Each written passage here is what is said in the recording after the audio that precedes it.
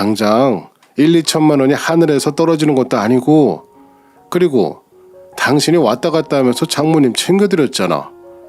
그러니까 그 정도 수고비는 달라고 한 거지. 아니, 아빠가 땅을 그냥 판 것도 아니고 엄마 병원비 때문에 파신 거잖아. 그걸 뻔히 알면서 어떻게 그걸 달라고 할 수가 있어. 당신 때문에 내가 엄마 집 왔다 갔다 하면서 봐드린 거잖아. 그리고 그게 얼마나 된다고 수고비를 달라고 그래.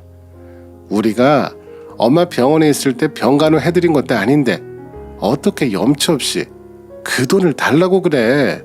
당신은 생각이 없어? 내가 엄마 챙기고 싶다고 얘기했을 때는 그렇게 단칼에 거절해놓고 이제 와서 아빠한테 돈 달라고 하는 모습이 어이가 없었죠. 제가 화를 내면 말하니 남편도 짜증내는 말투로 그만하라고 얘기했습니다. 결국 안 받았잖아. 그럼 된 거지. 이제 그만 얘기해. 이럴 줄 알았으면 그냥 장모님 우리 집으로 며칠 모시고 있는 건데. 저희 친정부모님이 돈이 생기니 남편은 이제 와서 우리 엄마를 챙겨드리지 못할 걸 후회했습니다. 다른 것도 아니고 돈 받고 싶어서 그러는 모습을 보니 정말 어처구니가 없더군요. 그런데 며칠 뒤 주말에 저희끼리 집에서 쉬고 있는데 시어머니께서 걷는 게 힘들다고 연락이 오셨어요. 예, 나 지금 걷는 게 좀 불편하고 허리가 아픈 것 같다. 병원에 가야 될 것 같아. 엊그제 잠을 잘 못 자서 그런가 했는데 오늘은 상태가 더 안 좋아진 것 같아. 저와 시어머니의 통화 내용을 듣더니 옆에 있던 남편이 벌떡 일어나서 바로 시어머니 모시고 병원으로 갔습니다. 저는 남편이 이렇게 빠릿빠릿한 사람인지 처음 알았잖아요. 시어머니 일이라 그런지 엄청 빨리 움직이더라고요. 그렇게 병원에 가셔서 이것저것 검사를 해보셨나 봐요. 허리 협착증으로 인해서 이런 증상이 나온 거라고 말씀하셨어요. 그리고는 수술이 필요하다고 하셨어요. 들어보니 500에서 1000만 원 정도 하더라고요. 저는 그 돈을 어떻게 마련해야 하나 생각하면서 대출을 알아보려고 했습니다. 저희가 최근 세탁기랑 냉장고 등 가전을 바꾸느라 모아놓은 돈을 꽤 썼거든요. 그래서 수중에 갖고 있는 돈이 없었어요. 어떻게 해야 하나 고민을 하고 있는데 남편이 수술비를 듣자마자 갑자기 일어나서 어디를 가더라고요. 그래서 제가 어디를 가냐고 물어봤습니다. 당신 어디 가려고? 어디 돈 나올 구멍이라도 있어? 걱정하지 마. 내가 알아서 돈 만들어 올 테니까. 제가 돈 구해올 테니까 수술 진행해 주세요. 돈이 얼마가 들어가도 할게요. 남편은 믿는 구석이 있는 건지 큰 소리를 냈습니다. 저는 누구한테 빌려준 돈이라도 있나? 라는 생각을 했었죠. 그러면서 본인이 돈 만들어 오겠다며 나갔습니다. 사실 이때는 크게 생각하지 않았어요. 뭔가 남편이 생각이 있겠지 정도였어요. 근데 저희 친정으로 찾아가서 돈을 마련해 온 거였어요. 저희 친정아빠가 땅을 팔아 5천만 원 받은 걸 알고 있었으니까요. 솔직히 사정이 아무리 안 좋아도 누가 장인어른한테 돈을 달라고 하겠어요. 그래서 저는 생각지도 못했는데 이 사실을 시어머니가 수술을 들어간 후에야 알게 됐죠. 저희 엄마한테 연락이 왔었거든요. 그래, 수술은 잘 끝났어? 시어머니 아프시다며? 근데 어디가 아파서 수술하시는 거야? 제가 시어머니에 대해 말씀드린 적이 없었습니다. 근데 엄마가 알고 있어서 좀 당황스러웠어요. 그래서 그냥 남편이 말했나 보다 정도로 생각했는데 그렇게 넘길 일이 아니었더라고요. 엄마, 어떻게 알았어? 내가 얘기한 적도 없는데. 오빠가 전화해서 알려줬나? 허리 협착증 때문에 수술하신 거야. 아무래도 연세가 있으셔서 그런 것 같아. 걱정 안 해도 돼. 수술 잘 마쳤고 관리만 좀 더 해드리면 많이 좋아지실 거야. 허리 수술 받으신 거야? 나는 남서방이 찾아와서 사돈이 아프시다고 하면서 수술비랑 치료비로 몇 천만 원이 필요한데 우리가 갖고 있는 5천만 원 좀 빌려달라 하더라고. 우리도 그때 돈을 일부 사용했어서 5천만 원이 없었는데 사돈이 아프신데 수술비나 그런 것들 없다고 하면서 난리를 치더라고. 그래서 너희 아빠가 급한 대로 돈 만들어서 남서방한테 5천만 원 보내줬어. 너는 모르고 있었어? 남편이 돈 만들어 오겠다고 하는 곳이 제 친정일 거라고는 생각도 못했죠. 저희 아빠가 땅 팔아서 생긴 5천만 원을 계속 탐내더니 시어머니 핑계를 대고는 결국 가져온 게 된 거였죠. 이 소리를 듣자마자 남편한테 찾아가서 한 소리 했습니다. 당신 우리 친정에 찾아가서 돈 빌려왔다며? 아니 많아야 1,000만 원 정도만 할 수 있는 수술인데 무슨 5천만 원이나 빌렸어. 남은 돈이라도 당장 아빠한테 보내드려. 돈 만들어 온다는 곳이 우리 친정이었어? 아니 우리 부모님이 당신한테 돈 빌려주는 것도 아니잖아. 어떻게 우리 친정 찾아가서 돈을 달라고 할 수가 있어. 아이 당신도 알다시피 허리 수술은 한 번만 하는 거 아니잖아. 그리고 엄마 치료하면서 추가적으로 들어갈 돈이 생길 수도 있으니까 이왕 빌리는 거 넉넉하게 빌릴 거지. 이번에 필요할 만큼 빌리고 또 돈 필요하다고 해서 손 벌릴 순 없잖아. 그리고 장인어른은 이 돈 없어도 생활하시는데 어려움 없으니까 그런 거지. 당신은 잘 알지도 못하면서.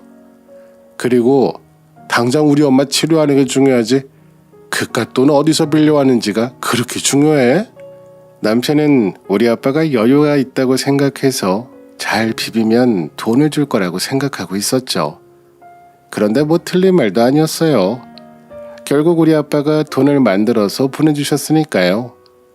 저는 제 아빠 돈을 빌렸다는 소리를 듣자마자 빨리 갚아야 한다는 마음뿐이었는데 저와는 다르게 남편은 태평해 보였습니다.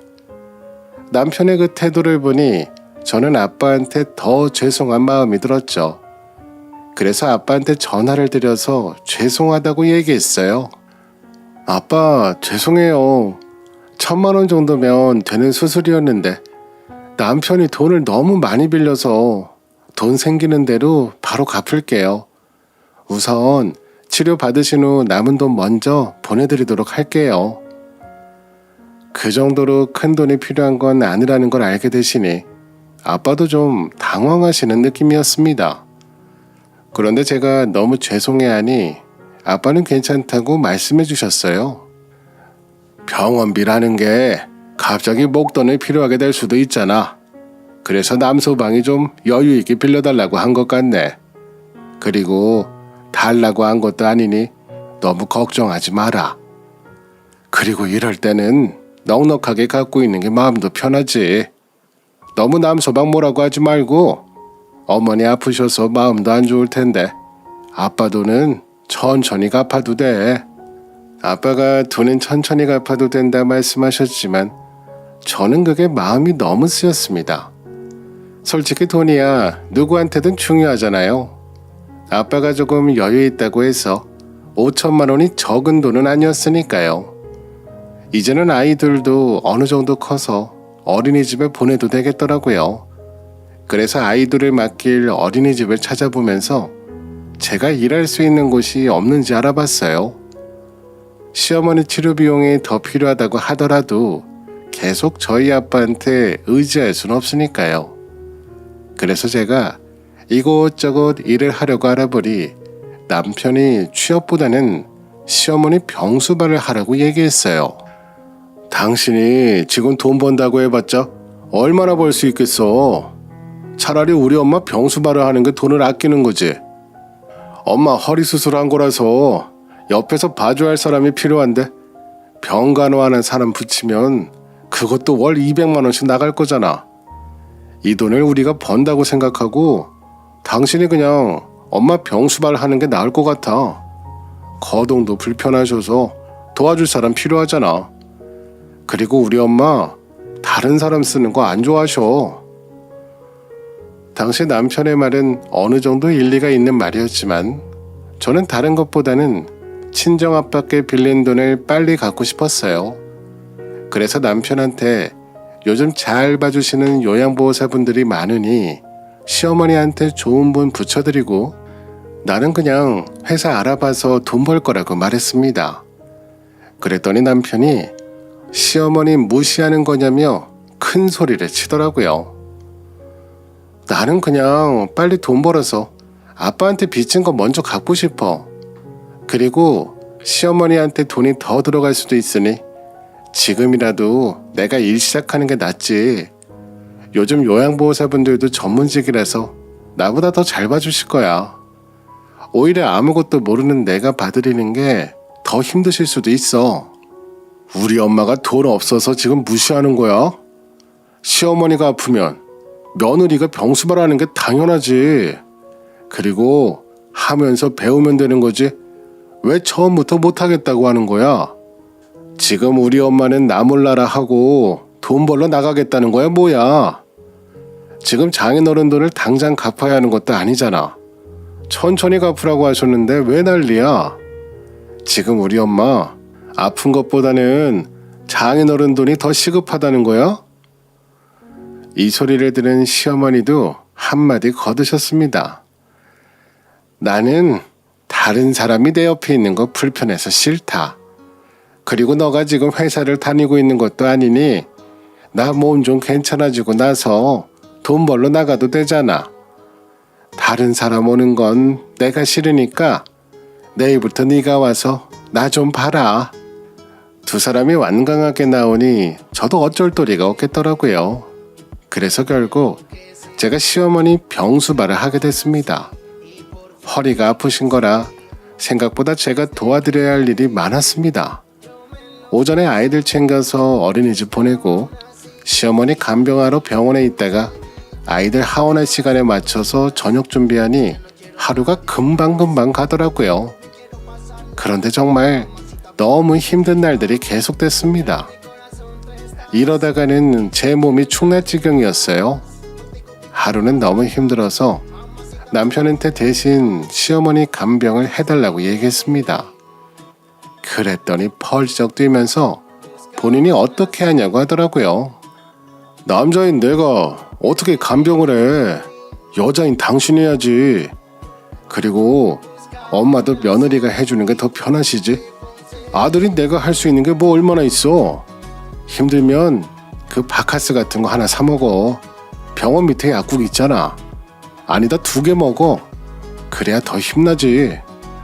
우리 엄마 때는 병간호도 못 해드렸는데 제가 시어머니 병간호를 바카스까지 먹어가면서 해야 하나 정말 회의감이 들었습니다. 그래도 다행히 계속해서 좋아지시는 것이 눈에 보였어요. 제가 할 수 있는 도리를 하자는 마음과 조금만 더 버티다는 마음으로 병간호를 계속 맡아왔었죠. 그리고 드디어 퇴원하는 날이 가까워졌습니다. 이제는 저도 한숨 돌릴 수 있겠다 생각했어요. 그러면서 남편한테 친정아빠한테 빌린 돈은 언제쯤 갚을 거냐고 물어봤죠. 근데 생각지도 못한 말이 남편 입에서 나왔습니다. 우리 엄마가 이제 막 퇴원하시는데 어떻게 바로 돈 얘기를 할 수가 있어. 당신은 돈밖에 생각이 안 나? 이제 한 곱이 넘기신 건데 좀 지나고 얘기해도 되잖아. 맨날 나만 보면 돈 지겹지도 않아? 제가 친정아빠 돈 얘기를 하니 남편은 노발대발하면서 본인이 더 화를 냈어요. 그런데 이제는 시어머니 수술도 잘 돼서 퇴원하게 됐으니 저도 더 이상 참을 수 없었어요. 그래서 저도 더 큰 소리로 말했습니다. 내가 어머니 입원하고 계실 때 얘기한 거야? 그거 아니잖아. 당신도 양심 있으면 나한테 먼저 어떻게 할 건지 얘기해줘야지. 당신이 뭐 한두 푼 빌렸어? 5천만 원이나 빌렸으면서 어떻게 그렇게 태평할 수가 있어? 조금이라도 갚을 노력을 해야지. 이렇게 아무것도 안 하고 가만히만 있을 거야? 그러자 남편이 표정이 싹 바뀌면서 저한테 그러더군요. 근데 생각해보니까 그걸 내가 왜 갚아야 돼? 아니 생각해봐. 내가 버는 돈으로는 갚을 수가 없잖아. 내가 버는 돈은 고정적으로 나갈 곳이 정해져 있으니까 빨리 갚고 싶으면 당신이 돈 많이 벌어서 갚아드려. 이제 우리 엄마 병수발 안 해도 되니까 당신이 나가서 열심히 돈 벌어서 장인어른 돈 갚아드리면 되겠네. 딸인 당신 돈으로 갚아도 부부는 일심동체니까 내가 갚는 거랑 똑같은 거잖아. 얼른 나가서 돈 벌어 와. 여태까지 내가 벌어다 준 돈으로 편하게 살았으니까 이제 당신도 당신 역할 해야지. 시몬은 남편이 하는 말을 옆에서 듣더니 흐뭇하게 웃으면서 본인이 애 봐주겠다는 말을 하셨습니다. 그래라. 너가 나가서 돈을 벌어야 사돈댁 돈을 금방 갚을 수 있지. 애들은 걱정하지 마라. 내가 봐줄 테니까 아침에 출근하면서 애들 어린이집에 맡기면 내가 너 퇴근할 때까지 애들 봐주마. 그리고 너가 오면 나는 집으로 가면 되지 않니? 저희 애들이 손이 많이 가는 나이였다면 시어머니 제안을 받아들였을 거예요. 그런데 이제 둘 다 9시에 어린이집에 가서 4시에 학원차 타고 학원 들렸다 집에 오면 6시 반이거든요. 시어머니가 봐줄 일이 없는데 본인이 봐주겠다고 하시더라고요. 그런데 본인이 곰곰이 생각해 보시더니 합가가 좋겠다는 말씀을 하셨습니다. 아니다. 생각해 보니까 내가 왔다 갔다 하면서 해봐주면 너무 힘들잖아. 허리 수술한 지 얼마 되지도 않았는데 교통비도 생각해야 되니까 그냥 내가 여기 들어와 살면서 애들 봐주는 게 더 낫겠다. 너도 그게 낫지 않겠어? 회사에서 늦게 와도 내가 애들 봐주면 되잖아. 정 나한테 미안하면 용돈 좀 주면 되는 거고 나는 바라지도 않아. 월에 100만 원씩만 줘도 된다. 요즘 도움 있으면 200만 원이라며? 엄마, 너무 좋은 생각이다. 그래, 그렇게 하자. 엄마 수술한 지도 얼마 안 돼서 너무 많이 걷거나 무리하면 안 돼. 그럼 우리 작은 방 하나를 엄마 방으로 하면 되겠다. 남편이랑 시어머니는 신나게 합가 얘기를 하며 뻔뻔하게 용돈까지 요구하셨죠. 그리고 저희 집에 있는 작은 방을 어떻게 꾸며야 하는지 얘기하는 모습을 보며 남편한테 있던 정이란 정은 다 떨어진 것 같아요. 그리고 예전 같았으면 그런 모습을 보면 화가 났을 텐데 이제는 오히려 마음이 차분해졌죠.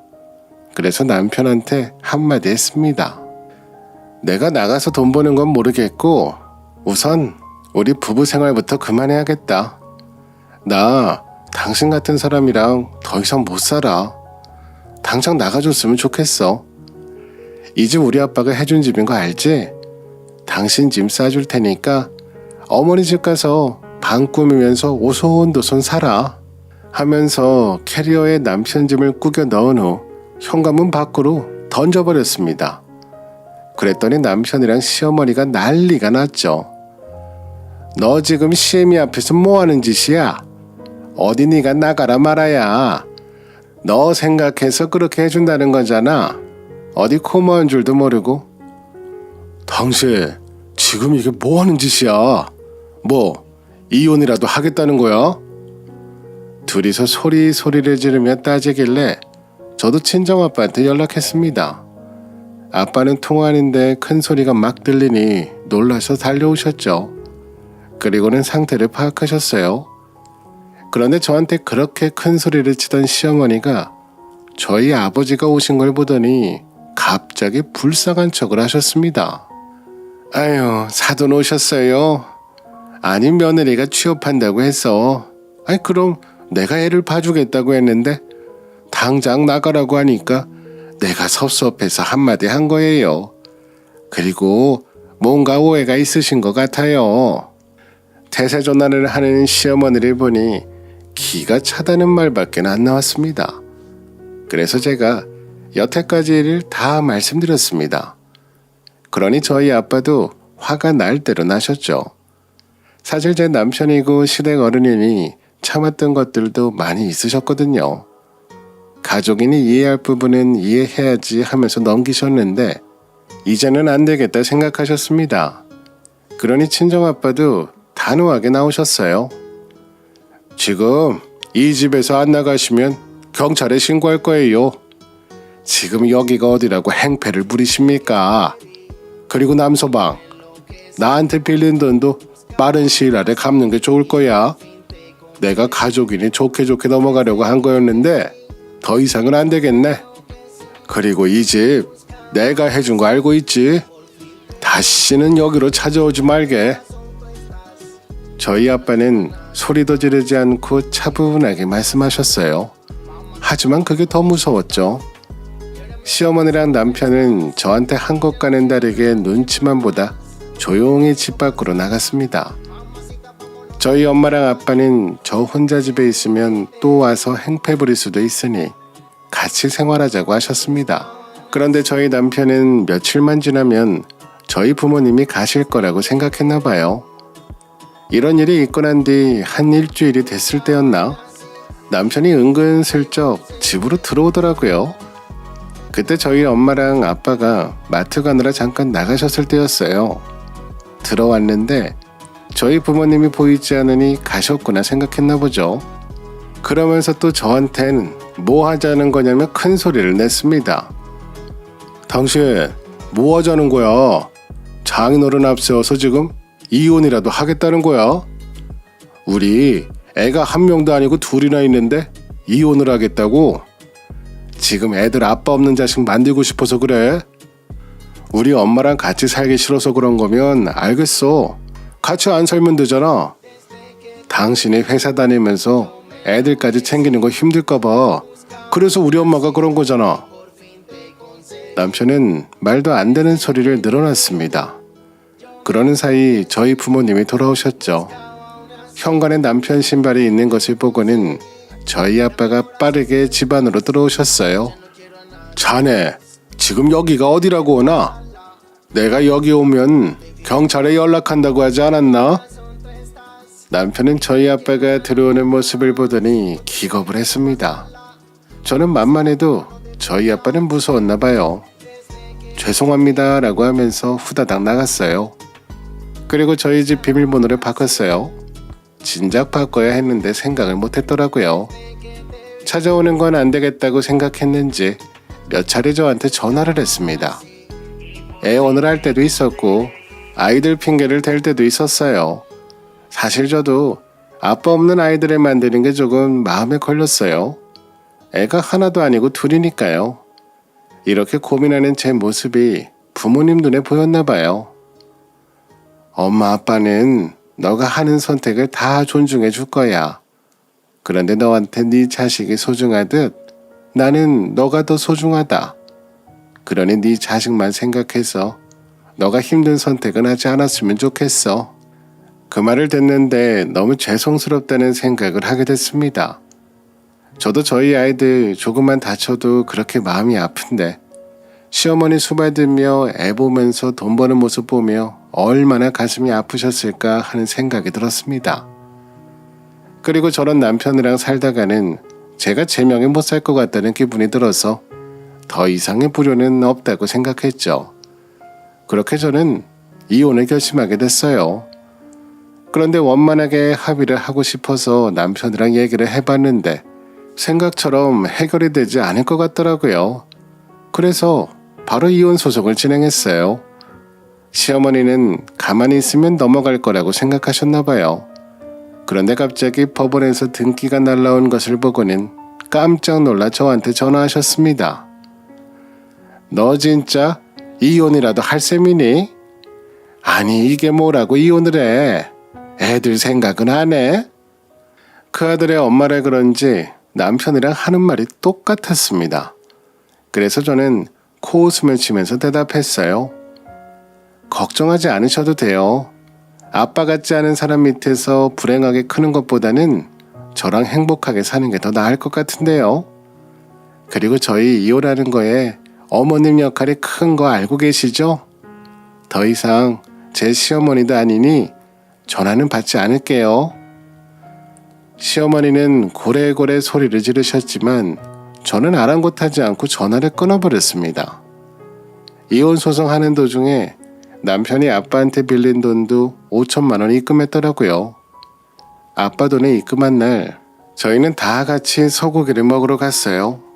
아직 아이들이 어리다 보니 애들한테는 아빠가 먼 나라로 일하러 갔다고 했어요. 그리고 친정 부모님과 살림을 합쳐서 생활하고 있고요. 예전만큼은 아니지만 그래도 괜찮은 곳에 취업을 하게 돼서 저도 따박따박 월급 받으며 아이들 키우고 있어요. 남편이 조금이라도 나를 생각해줬고 우리 친정을 생각해줬다면 이 지경까지도 오지도 않았겠죠. 가끔 이게 정말 좋은 선택일까? 란 생각도 들지만 이혼하지 않고 시어머니랑 합가해서 살았다면 저는 더 힘들었을 것 같아요. 아이들도 너무 소중하지만 저는 제 인생도 너무 소중하거든요. 예전에는 저를 위한 시간이 하나도 없었지만 요즘에는 틈틈이 저를 위한 시간을 보내는 중이에요. 남은 인생 기니까 이제는 저를 위해서도 살아보려고요.